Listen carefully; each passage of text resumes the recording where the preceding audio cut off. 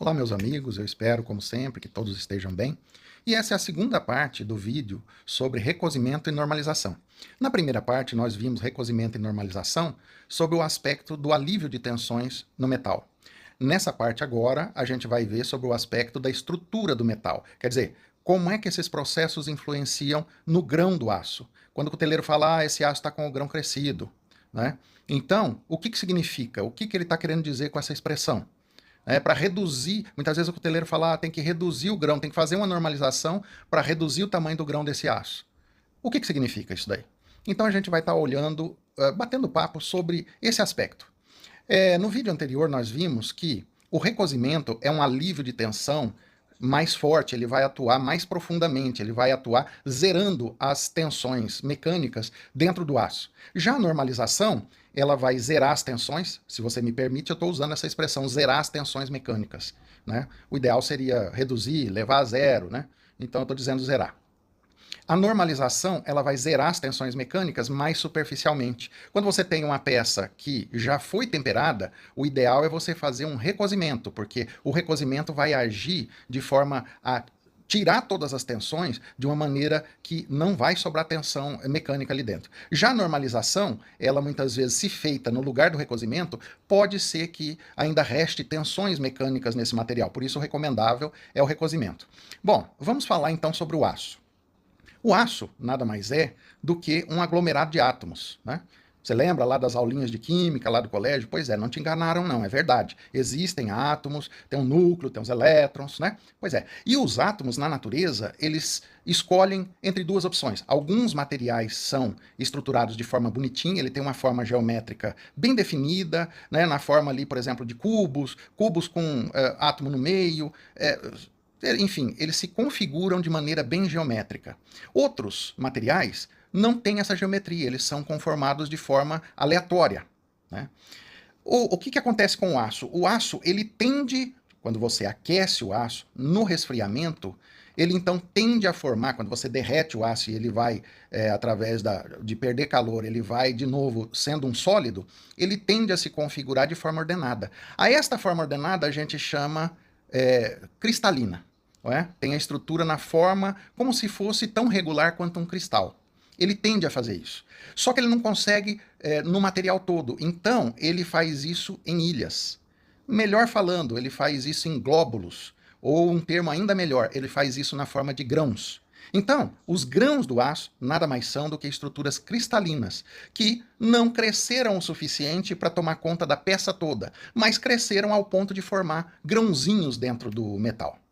Você não vai ver esses grãozinhos em situações normais, né, num aço que foi ali polido, espelhado, você não vai ver. Às vezes, quando você quebra um aço que passou por um tratamento térmico, você vê uma estrutura pontilhada, uns grômulos, uns grumozinhos, né, ali no aço, que permite você deduzir, esse aço aí está com o grão crescido. Não, esse daí tá bom. O grão refinou, né? O termo refinamento de grão tem a ver com o tamanho desses grãos. Essas ilhas que são cristalinas no seu interior, mas que não conseguiram tomar a peça toda. Então, o aço, ele se solidifica na forma de pequenas ilhas, pequenos grãozinhos, onde o material que está lá dentro é cristalino. É regular, os átomos estão organizados de maneira bonitinha, né? Representando sólidos geométricos, enfim. Né? Não vou ficar prolongando aí, porque de repente tem alguém que tem alergia a esses assuntos mais técnicos. Mas, essencialmente, o grão do aço é essa região mais cristalina, que é bem pequenininha, e que você, num metal polido, você não vê. Às vezes, quando quebra o aço tratado termicamente, dá para você ter uma noção ali pela geometria, pela geometria que se apresenta ali, né, pela granulação, porque você vai ver uma certa granulação nesse aço. Muito bem. E o que tem a ver essa granulação com os processos de recozimento e normalização? Tem tudo a ver.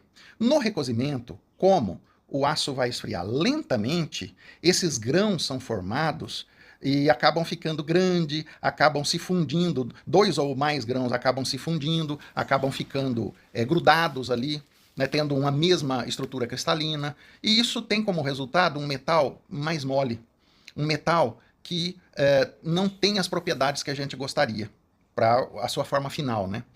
E o recozimento faz isso. Já a normalização, como é um processo mais rápido, permite você reorganizar esses grãos do aço. Esses grãos, então, vão ter a oportunidade de se desfazerem e se refazerem numa configuração onde os grãos serão menores, mais definidos, melhor definidos. E o que isso implica na faca, no seu formato final da faca? Uma vez que você tem, pela normalização, grãos bem definidos, grãos menores, depois que você faz a têmpera, esses grãos aí, eles vão dar uma dureza melhor, né? Uma elasticidade melhor ao aço. Então, por isso que esses grãos menores, existe uma busca, né? O cuteleiro ele tem que fazer o processo de normalização antes da têmpera para buscar a redução dos grãos que, de repente, num processo de recozimento, esses grãos estão crescidos, esses grãos estão irregulares. Então, a normalização, além de aliviar tensões mecânicas no metal, vai também reduzir o tamanho dos grãos.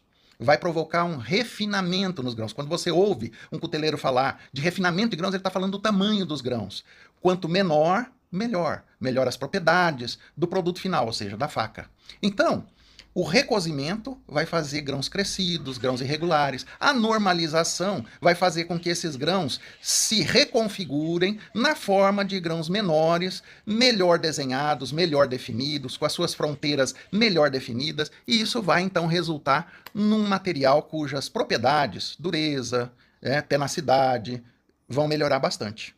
Então, é por isso que esses processos são muito, muito importantes também do ponto de vista da estrutura do aço. Né? Porque quando a gente faz uma faca, a gente está buscando pelas melhores características do metal que a gente está usando. Então, o processo de normalização é importante, né? Não só para reduzir estresse, reduz também, mas também refina o grão. É muito comum o cuteleiro fazer uma normalização, duas, três, antes de fazer a têmpera do material.